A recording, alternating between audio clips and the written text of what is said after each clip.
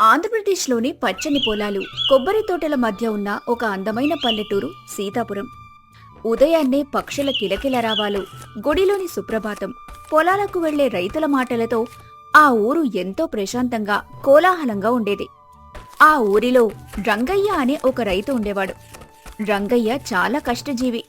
ఉదయం లేచిన దగ్గర్నుండి సాయంత్రం వరకు పొలంలో కష్టపడి పనిచేసేవాడు. ఎవ్వరికీ ఎలాంటి హాని తలపెట్టని మంచివాడు. అతని భార్య సీత చూడటానికి చాలా అందంగా ఉంటుంది. మనసు కూడా చాలా మంచిది. కాని ఆమెకు లోకజ్ఞానం బొత్తిగా శూన్యం. ఎదుటివారు ఏది చెబితే అది గుడ్డిగా నమ్మేసేంత అమాయకురాలు. చెప్పాలంటే కొంచెం తెలివి తక్కువది. ఏ పని చేసినా ఆలోచించకుండా చేయటం ఆమె నైజం. ఒకరోజు ఉదయం రంగయ్య పొలానికి వెళ్లడానికి సిద్ధమవుతున్నాడు. సీత వంటగదిలో ఉదయం అల్పాహారం చేస్తోంది. సీతా, ఆకలిగా ఉంది, తొందరగా టిఫిన్ తీసుకురా. సీత వేడివేడి ఇడ్లీలు, పల్లీల చట్నీ తెచ్చిపెట్టింది. ఇద్దరూ కలిసి తినడానికి కూర్చున్నారు. రంగయ్య ఒక ఇడ్లీ తుంచి చట్నీలో ముంచుకొని నోట్లో పెట్టుకోగాని ముఖం మార్చాడు. చట్నీ పిప్పి పిప్పి తగులుతూ అస్సలు రుచిగా లేదు. ఏంటే ఇది? చట్నీ ఏంటి ఇలా ఉంది? పిప్పి పిప్పి తగులుతోంది. అసలు ఇందులో ఏమేం వేశావు? మీరు నిన్న చెప్పినట్టే చేశానండి. పల్లీలు బాగా వేయించి పొట్టు తీసి పచ్చడి చేశాను. మరి ఇందులో పల్లీల రుచి రావడం లేదేంటి? పల్లీల రుచి ఎందుకు వస్తుందండి? మీరే కదా పొట్టు తీసి పచ్చడి చెయ్యన్నారు. అందుకే పల్లీలని బయట పారేసి కేవలం పొట్టు మాత్రమే తీసి అందులో పచ్చిమిర్చి వేసి పట్టాను. రంగయ్య ఆ మాట వినగానే నెత్తిన పిడుగు పడ్డట్టయింది. దాంతో తల బాదుకున్నాడు. ఓ సినీ తెలివి తగలయ్యా! ఎవరైనా పల్లీలు పారేసి పొట్టుతో పచ్చడి చేస్తారా? పల్లీలతో పచ్చడి చేసి పొట్టు పారేయాలి దద్దమ్మా! నా కర్మకాలి నీకు దొరికాను అని కోపంగా చట్నీ పక్కకు నెట్టేసి కేవలం ఇంట్లో ఉన్న కారం పొడితో ఇడ్లీలు ఎలాగోలా మింగేశాడు. ఆ తర్వాత పొలానికి బయలుదేరుతూ సీతతో ఇలా అన్నాడు. సీతా, నేను పొలానికి వెళ్తున్నాను. మధ్యాహ్నం వచ్చేసరికి వేడివేడిగా అన్నం, వంకాయ కూర వండిపెట్టు. కూరలో ఉప్పు కొంచెం తక్కువగా వేయు. నిన్నట్లా సముద్రంలా చేయకు. అలాగే పాలు కాచి గిన్నెలో ఉంచు. పిల్లి తాగేయకుండా జాగ్రత్తగా చూసుకో. సీత తలూపి వంట మొదలుపెట్టింది. వంకాయ కూర వండింది. ఉప్పు తక్కువ వేయమన్నాడు కదా అని అసలు ఉప్పే వేయలేదు. ఆ తర్వాత పాలు కాచి గిన్నెలో పోసింది. అబ్బో, మా ఆయన పిల్లి రాకుండా చూసుకోమన్నాడు కదా, పిల్లి వచ్చి పాలు తాగేస్తే కోప్పడతాడు. అలా ఆలోచించి వెంటనే ఆ ఊర్లో తిరిగి ఒక పిల్లిని పట్టుకొచ్చి ఆ పాలగిన్నె పక్కనే ఒక తాడుతో కట్టేసింది. ఇప్పుడు పిల్లి ఎక్కడికి వెళ్లలేదు, పాలు సురక్షితంగా ఉంటాయి అని తన తెలివికి తానే మురిసిపోయింది. మధ్యాహ్నం ఆకలితో ఇంటికొచ్చిన రంగయ్యకు పాలగిన్నె పక్కనే కట్టేసున్న పిల్లి కింద ఒలికిపోయిన పాలు కనిపించాయి. పిల్లి దర్జాగా పాలు తాగేసి మూతి తుడుచుకుంటోంది. అది చూసి రంగయ్య నెత్తిన చేయి పెట్టుకున్నాడు. ఓ సినీ తెలివి తెల్లారా! పిల్లి పాలు తాగకుండా చూడమంటే పిల్లిని తీసుకొచ్చి పాలగిన్నె పక్కన కట్టేస్తారా ఎవరైనా? మీరే కదండి పిల్లిని చూసుకోమన్నారు. అందుకే అది ఎక్కడికి పోకుండా పక్కనే కట్టేశాను. పాలు పోయటం నా తప్పు కాదు కదా. ఆమె అమాయకత్వానికి రంగయ్యకు కోపంతో పాటు నవ్వు కూడా వచ్చింది. సర్లే అని భోజనానికి కూర్చున్నాడు. వంకాయ కూర నోట్లో పెట్టుకోగానే ఉప్పు లేక చప్పగా అనిపించింది. ఇదేంటి, కూరలో ఉప్పు వేయలేదా? మీరేగా నిన్న ఉప్పు ఎక్కువైందని తిట్టారు. అందుకే ఈరోజు అసలు వేయలేదు. రంగయ్య మారు మాట్లాడకుండా అన్నం తినేసి మళ్లీ పొలానికి వెళ్లిపోయాడు. ఇలా రోజులు గడుస్తున్నాయి. ఒకనాడు రంగయ్య తన పొలంలో పండిన పంటను పట్నంలో అమ్మి 10,000 రూపాయలు ఇంటికి తీసుకొచ్చాడు. ఆ కాలంలో 10,000 చాలా పెద్ద మొత్తం. రంగయ్య సీతను పిలిచి ఆ డబ్బును ఒక గుడ్డలో మూటకట్టి సీత చేతికిచ్చాడు. సీతా, పంట అమ్మగా 10,000 రూపాయలొచ్చాయి. రేపు నేను పట్నం వెళ్లి మనకు కావాల్సిన వస్తువులు, పశువులను కొనుక్కొని వస్తాను. ఈ డబ్బును చాలా జాగ్రత్తగా దాచు. ఎవరికంటా పడకూడదు. ఈ మధ్య ఊళ్ళో దొంగల భయం ఎక్కువైంది. నా చేతికి కూడా దొరకనంత దాపరికంలో పెట్టు. సరేనండి, మీరస్సలు భయపడకండి. ఈ డబ్బును ఎవ్వడికి దొరకకుండా దాస్తాను. సీత ఆలోచనలో పడింది. డబ్బు ఎవ్వరికీ కనపడకూడదు. ఆయన చేతికి కూడా దొరకనంత లోపల దాచాలి. ఎక్కడ దాచాలి అని అనుకుంటూ ఇల్లంతా వెతికింది. పెట్టెలో పెడితే దొంగలెత్తుకెళ్తారు, బియ్యం డబ్బాలో పెడితే ఎలుకలు కొరికేస్తాయి. చివరికి ఆమె చూపు పెరట్లో ఉన్న పాడుపడ్డ పాత బావి మీద పడింది. ఆ బావిలో నీళ్లు లేవు, కేవలం బురద మాత్రమే ఉంది. ఆ దొరికింది ఉపాయం. ఈ డబ్బుల మూటను ఆ బావిలో పడేస్తే దొంగలు కాదు కదా, దేవుడు కూడా కనిపెట్టలేడు. వెంటనే ఆ 10,000 రూపాయల మూటను తీసుకెళ్లి పాడుపడ్డ బావిలో విసిరేసింది. అమ్మయ్యా, పెద్ద బాధ్యత తీరిపోయింది అని ప్రశాంతంగా ఇంట్లోకి వచ్చి కూర్చుంది. మరుసటి రోజు ఉదయం రంగయ్య పట్నం వెళ్లడానికి సిద్ధమయ్యాడు. కొత్త బట్టలు వేసుకున్నాడు. సీతా, డబ్బుల మూట తీసుకురా, నేను పట్నం బయలుదేరుతున్నాను. డబ్బులు నా దగ్గర లేవండి. లేవా? ఏమయ్యాయి? ఎక్కడ దాచావు? మీరు ఎవ్వరికీ దొరకకుండా దాచమన్నారు కదా, అందుకే ఎవ్వరికీ దొరకకుండా పెరట్లో ఉన్న పాడుపడ్డ బావిలో పడేశాను. ఆ మాట వినగానే రంగయ్యకు గుండె ఆగినంత పనైంది. తల బాదుకుంటూ పెరట్లోకి పరిగెత్తాడు. ఓసి నా పెళ్ళామా, ఎంత పని చేశావే! దాచమంటే బావిలో పడేస్తారా ఎవరైనా? నా కష్టమంతా బురద పాలు చేశావు కదా. బావిలోకి తొంగి చూస్తే బురదలో కూరుకుపోయిన మూట కనిపించింది. పక్కన్నే ఉన్న పొడవాటి వెదురు కర్రకు ఒక కొడవలి కట్టి ఎంతో కష్టపడి 2 గంటలు శ్రమించి ఆ బురద మూటను బయటకు తీశాడు. డబ్బులన్నీ బురదైపోయాయి. వాటిని శుభ్రంగా కడిగి ఎండలో ఆరబెట్టాడు. సీతా, నువ్వు ఇక్కడే ఉండి ఈ డబ్బులు గాలికి ఎగిరిపోకుండా కాపలాకాయ్. నేను వెళ్లి స్నానం చేసి వస్తాను. రంగయ్య లోపలికి వెళ్లాడు. సరిగ్గా అదే సమయానికి ఆ ఊర్లోకి ఓ మాయల ఫకీరు ప్రవేశించాడు. వాడు కాషాయ బట్టలు ధరించి, మెడలో రుద్రాక్షలు వేసుకుని, చేతిలో ఒక కమండలం పట్టుకుని సాధువు వేషంలో ఉన్నాడు. ఇంటి ముందు మంచం మీద ఆరబెట్టిన 10,000 రూపాయల నోట్లను చూసి వాడి కళ్ళు జిగేలుమన్నాయి. ఆ డబ్బును ఎలాగైనా కాజేయాలని పథకం వేసి మెల్లగా సీత దగ్గరకొచ్చాడు. భవతి భిక్షాం దేహి, భవతి భిక్షాం దేహి. అమ్మా, నేను చాలా దూరం నుంచి వస్తున్నాను. స్వామి, మీరెవరు?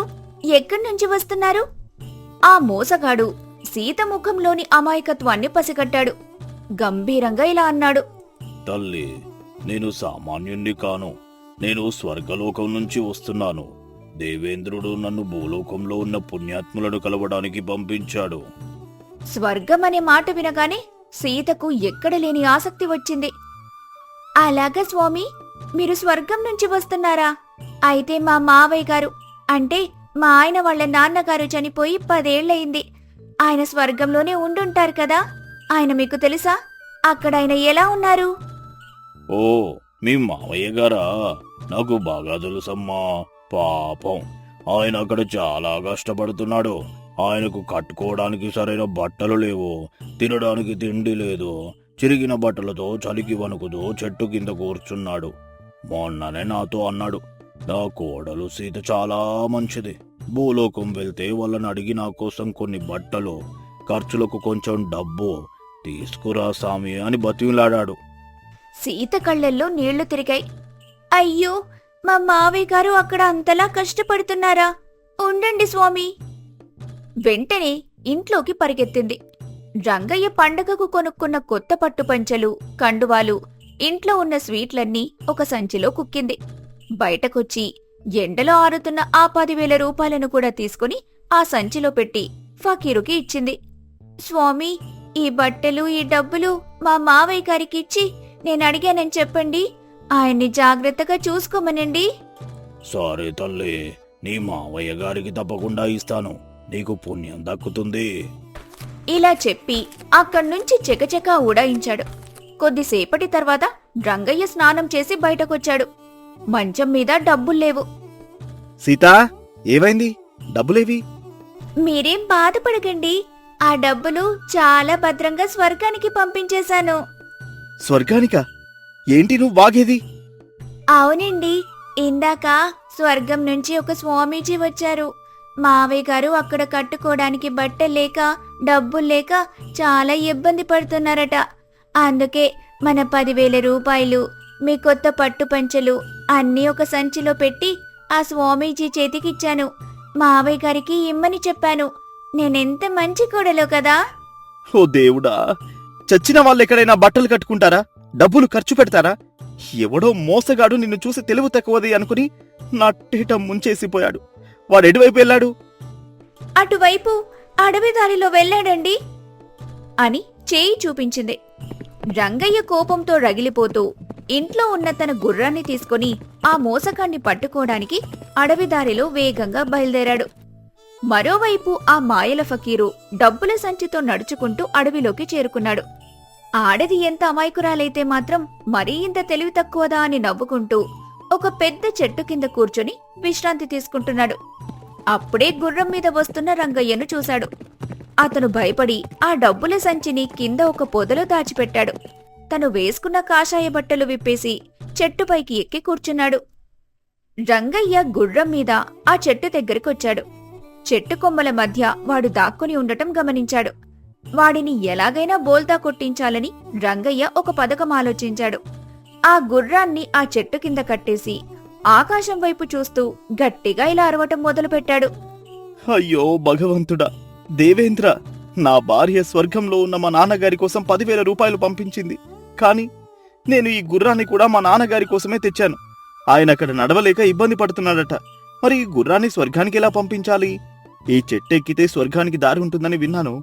నేను చెట్టెక్కి దేవుణ్ణి అడుగుతాను అని గట్టిగా మాట్లాడుతూ చెట్టు ఎక్కడం మొదలుపెట్టాడు. చెట్టుపైనున్న మోసగాడు ఇది విన్నాడు. వీడి పెళ్లం కంటే వీడు పెద్ద తెలివి తక్కువ వెధవలా ఉన్నాడు. ఆ గుర్రం కూడా నాకు దొరుకుతుంది అని తెగ అత్యాశపడ్డాడు. రంగయ్య కొంచెం పైకెక్కగానే మోసగాడు మెల్లగా కిందకు దూకాడు. పొదల్లో దాచిన డబ్బుల సంచిని తీసుకుని గుర్రం మీద ఎక్కి పారిపోవాలని గుర్రం తాడు విప్పబోయాడు. సరిగ్గా అదే సమయానికి రంగయ్య పైనుంచి ఒక్క ఉదుటున కిందకు దూకి ఆ మోసగాణ్ణి పట్టుకున్నాడు. వాణ్ణి పట్టుకుని ఇలా అన్నాడు. ఏరా దొంగ విధవా, బతుకున్న వాళ్ళని మోసం చేస్తావా? స్వర్గానికి పోస్టు మ్యాన్వా నువ్వు? నా 10,000 నా బట్టలు నాకే ఇచ్చి నా గుర్రాన్నే ఎత్తికెళ్దామనుకున్నావా? అయ్యా, నన్ను క్షమించు. నీ డబ్బులు బట్టలు ఇవిగో తీసుకో. ఇంకెప్పుడు ఇలాంటి మోసాలు చేయను. నన్ను వదిలే. వాడి దగ్గర్నుంచి తన వస్తువులను లాక్కొని వాణ్ణి తరిమేశాడు రంగయ్య. సంతోషంగా 10,000 రూపాయలు తీసుకుని ఇంటికి చేరుకున్నాడు. గుమ్మం దగ్గరే ఏడుస్తూ కూర్చున్న సీత భర్తను చూడగానే లేచి నిలబడింది. రంగయ్య ఆ సంచిని సీత ముందు పెట్టాడు. చూసావా సీత, నీ తెలివి తక్కువతనం వల్ల ఈ రోజు మనం రోడ్డున పడేవాళ్ళం. నేను సరైన సమయానికి వెళ్లి నా తెలివిని ఉపయోగించాను కాబట్టి మన డబ్బు మనకు దక్కింది. అమాయకత్వం ఉండొచ్చు కాని ఎదుటివాడు చెప్పింది నిజమా కాదా అని ఆలోచించే కనీస జ్ఞానముండాలి. చనిపోయిన వారికి మనం ఇక్కడి నుంచి వస్తువులు పంపలేము. ఇకనైనా ఏది పడితే అది నమ్మడం మానేసి కొంచెం బుర్ర ఉపయోగించి ఆలోచించు. నన్ను క్షమించండి. ఇక ముందు ఎప్పుడూ ఇలాంటి తెలివి తక్కువ పనులు చేయను. మీరు చెప్పినట్టే నడుచుకుంటాను. ఆ రోజు నుంచి సీత తన ప్రవర్తనను మార్చుకుంది. ఇద్దరూ కలిసి సంతోషంగా జీవించారు. మనం ఎంత మంచివారమైనా సరే లౌకిక జ్ఞానం అనేది చాలా అవసరం. ఎదుటివారు చెప్పే మాయమాటల్ని గుడ్డిగా నమ్మితే మోసపోక తప్పదు. ఏ పనైనా చేసే ముందు విచక్షణతో ఆలోచించి నిర్ణయం తీసుకోవాలి. అది వైశాఖమాసం. బాణుడు నిప్పులు చెరుగుతున్నాడు. కృష్ణాపురం గ్రామం ఎండవేడికి తల్లడిల్లుతోంది. భూమి నెర్రలు బారి గాలిలో సెగలు వస్తున్నాయి. కాని ఆ ఎండలే రైతు మల్లయ్య కళ్లెల్లో వేల ఆశలను నింపుతున్నాయి. ఎందుకంటే పొలంలో వరిగోళలు బంగారు రంగులోకి మారి కోతకు సిద్ధంగా ఉన్నాయి. 6 నెలల కష్టం కంటికి రెప్పలా కాపాడుకున్న పంట అది. మల్లయ్య తన పొలం గట్టున నిలబడి గాలికి ఊగుతున్న ఆ ధాన్యపు గోళాలను చూస్తూ మురిసిపోతున్నాడు. చూసావా గంగరాజు, ఈ పంట చూస్తుంటే నా మనసు ఎంత హాయిగా ఉందో. 6 నెలలు ఈ మట్టిని నమ్మి రక్తాన్ని చెమటగా మార్చాను. ఎండనక వాననక రేయింబవళ్ళు పొలం దగ్గరే పడి ఉన్నాను. ఈ గింజలు పట్టుకుంటే మా గౌరమ్మ ముఖంలో వచ్చే నవ్వు గుర్తొస్తోందయ్యా. వచ్చే వారం కోతలు కోసేస్తే అప్పులు తీర్చేసి నా పెళ్ళాం గౌరమ్మకు ఒక బంగారు నగ చేయించవచ్చు. ఆ జమీందారు భూపతివర్మ గాడి దగ్గర ఉన్న అప్పు తీర్చేస్తే నా కుటుంబానికి ఏ భారమూ ఉండదు గంగరాజు. గౌరమ్మను మహారాణిలా చూసుకోవాలని నా కోరికయ్యా. అవును మల్లయ్య, నీ కష్టానికి ఈరోజు ఫలితం కనిపిస్తోంది. ఈ ఊరిలో అందరికంటే నీ పొలమే కలకలలాడుతోంది. ఎవరి దిష్టి తగలకుండా ఉంటే చాలు. కాని ఎందుకో మల్లయ్య, ఈ ఎండలు మరీ దారుణంగా ఉన్నాయి. గాలి కూడా అస్సలు ఆడడం లేదు. జంతువులు కూడా అరుపులు ఆపేసి మూగబోయాయి. ఏదో కీడు శంకిస్తోంది నా మనసు. ఈ వేడి వర్షాన్ని పిలుస్తుందేమో అని భయంగా ఉందయ్యా. ఏం కాదులే గంగరాజు, ఎండలు ఉంటేనే కదా గింజ గట్టిపడేది. వరి గింజ బరువు పెరగాలి అంటే ఈ సెగ తగలాల్సిందే. ఆ భగవంతుడు ఇంతవరకు కాపాడాడు, మన కడుపు కొట్టడులే. ఇంకా కొన్ని రోజులు ఓపిక పడితే ధాన్యం బస్తాలు మన ఇంటి ముందుంటాయి. అప్పుడు చూడు మా ఇంట్లో ఎంత వెలుగుంటుందో. ఊరంతా విందిస్తానయ్యా అని మురిసిపోతారు. ఇక ఇద్దరూ నడుచుకుంటూ ఇళ్లకి వెళ్ళిపోతారు. మధ్యాహ్నం 2 గంటలు కావస్తోంది. అకస్మాత్తుగా ఆకాశం రంగు మారింది. నీలి ఆకాశం కాస్త నల్లటి మబ్బులతో కమ్ముకుంది. పక్షులు గందరగోళంగా అరుస్తూ గూళ్లకు చేరుకుంటున్నాయి. గాలిలో ఒక్కసారిగా చల్లదనం పెరిగింది. చూస్తుండగానే మెరుపులు ఆకాశాన్ని చీల్చుకుంటూ వస్తున్నాయి. ఉరుములు భూమిని వణికిస్తున్నాయి. మల్లయ్య గుండె ఒక్కసారిగా ఆగిపోయినంత పనైంది. అతను పరుగున పొలం దగ్గరికి వెళ్ళాడు. తండ్రి వరుణదేవ, ఇప్పుడు వద్దు తండ్రి. ఇది నువ్వు రావాల్సిన సమయం కాదు. నీళ్లు కావాల్సినప్పుడు మొహం చాటేశావు. పొలమెండిపోతున్నప్పుడు ప్రాధేయపడినా చుక్క నీరివ్వలేదు. అప్పుడు మేము అల్లాడిపోయాం. ఇప్పుడు గింజ ముదిరిన వేళ, కోతకు సిద్ధమైన వేళ ఇలా ఉరుముతున్నావేంటి తండ్రి? నా 6 నెలల కష్టం ఈ కోలాల్లో ఉంది. నా కుటుంబం భవిష్యత్తు ఈ గింజల్లో ఉంది. నా ప్రాణాలు తీసినా పర్లేదు కాని ఈ పంటను మాత్రం కాపాడు తండ్రి. నీ కాళ్ళు పట్టుకుంటాను. మా కడుపు కొట్టకు తండ్రి. మల్లయ్య మాటలు ఆ అరణ్య రోదనలాగే మిగిలిపోయాయి. ఒక్కసారిగా వర్షం మొదలైంది. అది మామూలు వర్షం కాదు, వడగళ్ల వర్షం. ఆకాశం నుంచి నిప్పు కణికలకు బదులుగా మంచిరాళ్లు కురుస్తున్నాయి. ఒక్కో వడగల్లు ఒక్కో రాయిలా వచ్చి ఆ లేత గింజల మీద పడుతుంటే ఆ ధాన్యం గింజలు రాలి బురదలో కలిసిపోతున్నాయి. వద్దు వద్దు, అయిపోయింది. నా సర్వస్వం పోతోంది. ఒక్కో వడగల్లు నా గుండె మీద రాయిలా పడుతోంది. ఒక్కో గింజ రాలుతుంటే నా గుండె ముక్కలవుతోంది. గౌరమ్మ చూడమ్మా, మన బంగారం నేలపాలవుతోంది. ఆ దేవుడు మనల్ని రోడ్డున పడేశాడే. ఇప్పుడు నేను జమీందార్కి ఏం సమాధానం చెప్పను? ఇంటిని ఎలా గడపను? ఈ వడగల్లు మా ప్రాణాల్ని కూడా బలి తీసుకుంటే బాగుండునే. వర్షం కొంచెం తగ్గగానే ఊరి జమీందారు భూపతివర్మ గారు అనుచరులతో కలిసి పొలాల వైపు వచ్చారు. ఆయన ముఖం ఎప్పుడూ కోపంతోనే ఉంటుంది. మల్లయ్య పొలం పరిస్థితి చూసి ఆయనకు కనీసం జాలి కూడా కలగలేదు. ఆయనకు కావాల్సింది కేవలం లాభం మాత్రమే. ఏరా మల్లయ్య, ఏంటి ఆ ఏడుపు? ప్రకృతి అంటే అలాగే ఉంటుంది. దానికి మేమేం చేస్తాం? నీ పొలం నాశనం అయితే నాకేంటి? పంట పోయింది సరే, మరి నా శిస్తు సంగతేంటి? నువ్వు నా భూమిలో సాగు చేస్తున్నావు. పంట వచ్చినా రాకపోయినా నాకు రావాల్సిన భాగం నాకు రావాలి. నీ ఏడుపు వల్ల నా ఖజానా నిండదు కదా. పంట పోతే నువ్వు చావాలి గాని నా డబ్బులు ఎందుకు ఆపాలి? అయ్యా భూపతి వర్మ గారు, చూడండి అయ్యా, అంతా బురదమయమైపోయింది. ఒక్క గింజ కూడా మిగల్లేదు బాబు. నా కష్టమంతా మట్టిలో కలిసిపోయింది. మా తిండికి గతి లేదయ్యా. ఈ ఏడాదికి నన్ను క్షమించండి. వచ్చే ఏడాది వడ్డీతో సహా తీర్చేస్తాను బాబు. నా సంసారం రోడ్డున పడిందయ్యా. క్షమించడమా? నా దగ్గర ధర్మసత్రం లేదు మల్లయ్య. నువ్వు ఎక్కడి నుంచి తెస్తావో నాకు అనవసరం. వచ్చే నెలాఖరుకల్లా నా డబ్బు నాకు చేరాలి. నీ ఇంట్లో ఉన్న సామాన్లు అమ్ముకుంటావో లేక నీ పెళ్ళ మెడలో ఉన్న నగలే అమ్ముతావో నాకు తెలియదు. లేదంటే నీ ఎడ్ల బండిని నీ ఇంటిని జప్తు చేస్తాను, జాగ్రత్త. నా మాట శాసనం. మళ్ళీ నా గడి వైపు వచ్చి ప్రాధేయపడుకో.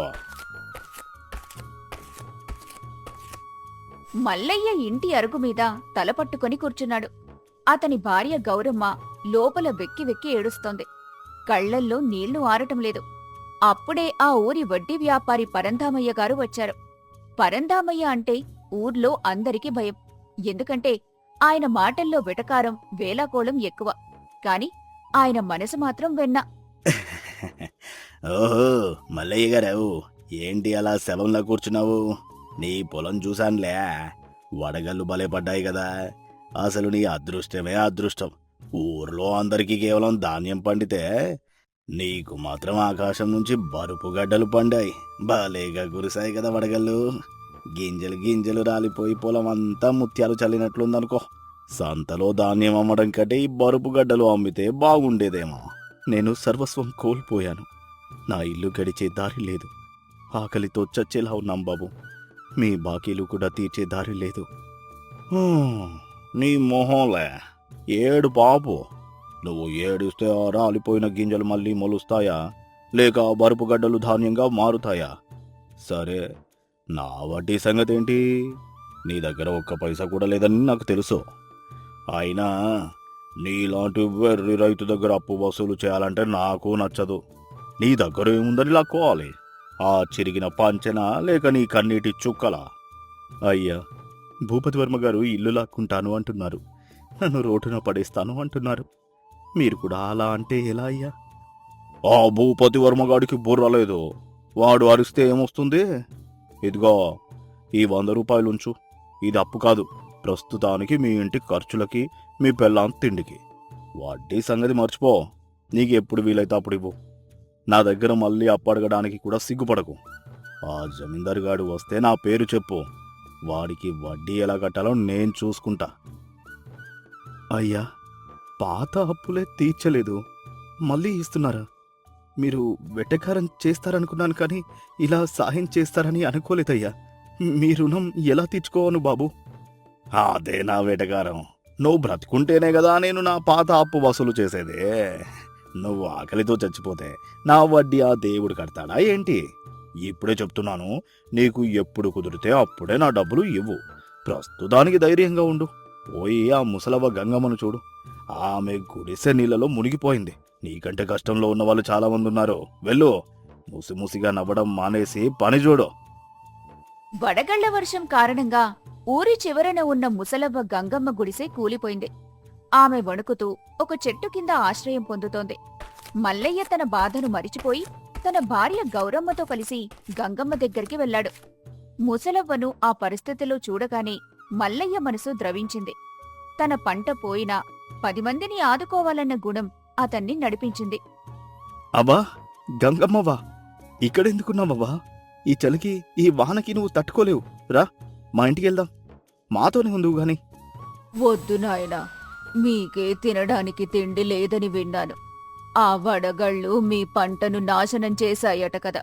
నీ ఇల్లు గడవడానికి దాచిన పంటంతా బురద పాలైందని ఊరంతా చెప్పుకుంటున్నారు. నాలాంటి ముసల్దాని భారం నీకెందుకు నాయనా? నేనిక్కడే ఈ చెట్టు కింద ప్రాణం వదిలేస్తాను. మీకు నేనెందుకు భారం అవ్వాలి? అవ్వా, అలా అనకవ్వా. మా పంట పోయింది కాని మా ప్రాణం పోలేదు కదా. మన దగ్గరున్న గంజి నీళ్లు నలుగురం కలిసి తాగుదాం రా అవ్వా. నీ ప్రాణం కంటే మా పంట ముఖ్యం కాదు. ఈ పూట గంజి తాగితే వచ్చే బలం చాలవ్వా. పదవ్వ వెళ్దాం. మల్లయ్య గంగమ్మను తీసుకొని నడుచుకుంటూ తన ఇంటికి తీసుకుని వచ్చాడు. పక్కన్నే వస్తున్న ఒక బాటసారి ఈ దృశ్యాన్ని చూసి ఆశ్చర్యపోయాడు. అయ్యో, మీకు ఇంత కష్టం వచ్చినా, పంట అంత నాశనమైన ఆ ముసలామెను ఆదుకుంటున్నారు. మీరే ఆకలితో ఉన్నారు, ఆయన ఆమెను కాపాడుతున్నారు. మీరు నిజమైన మనిషయ్యా. ఈ లోకంలో మానవత్వం ఇంకా బ్రతికే ఉందని నిరూపించారు. మీ కష్టం తీరిపోతుంది బాబూ. అయ్యా, ప్రకృతి మనల్ని దెబ్బతీయగలదు, మన ఆస్తులను హరించగలదు, కానీ మనలో ఉన్న మంచితనాన్ని తీయలేదు కదా బాబూ. గింజలు పోతే వచ్చే ఏడాది పండించవచ్చు, కానీ ప్రాణం పోతే తిరిగి తీసుకురాలేం కదా. ఈ మట్టి మనల్ని కాపాడకపోతే ఏంటి? మా ఊరి జనాలే మమ్మల్ని కాపాడుకుంటారు. రాత్రయ్యింది. మల్లయ్య భార్య అందరికీ గంజి నీళ్లు పోసింది. జమీందారు పెట్టిన బాధలు ఒక పక్క, పరందామయ్య చూపిన మంచితనం మరో పక్క మల్లయ్య మనసులో అలజడి రేపుతున్నాయి. కిటికీలోంచి బయట కురుస్తున్న చినుకులను చూస్తూ అతను తనలో తాను మాట్లాడుకుంటున్నాడు. దేవుడా, ఎందుకిలా చేశావు? 6 నెలల నా రక్తం ఒక్క గంటలో గాలికి కలిసిపోయింది. రేపు నా సంసారం ఎలా గడుస్తుంది? ఆ జమీందారు అప్పులు ఎలా తీరుతాయి? వాడు రేపొచ్చి ఇంటిని లాక్కుంటే నా కుటుంబం ఎక్కడికి వెళ్ళాలి? కాని ఈరోజు పరందామయ్య గారు చేసిన సాయం, గంగమ్మవ్వ కళ్ళల్లో చూసిన ఆ కృతజ్ఞత, ఇవన్నీ చూస్తుంటే ఏదో ఒక ఆశ కలుగుతోంది. భూమిని నమ్ముకున్నవాడు ఎప్పటికీ ఓడిపోడు అని మా తాత చెప్పేవాడు. మట్టి మనల్ని ఎప్పుడూ మోసం చేయదు. ఈ ఏడాది పంట పోతే ఏంటి, వచ్చే ఏడాది మళ్ళీ పండిస్తాను. నా చేతుల్లో సత్తువ ఉంది, నా మనసులో నిజాయితీ ఉంది. ఆ జమీందారు కంటే ఈ వెటకారం పరందామయ్యే నాకు 1000 రెట్లు నయం.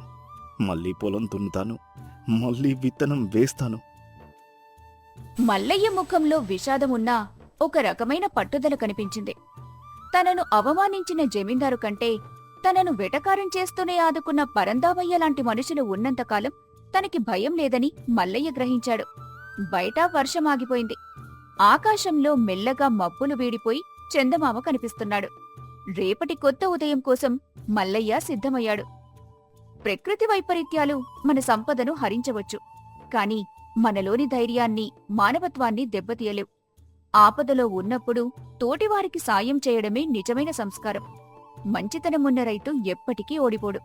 కష్టానికి కుంగిపోకుండా తిరిగి నిలబడటమే నిజమైన విజయం.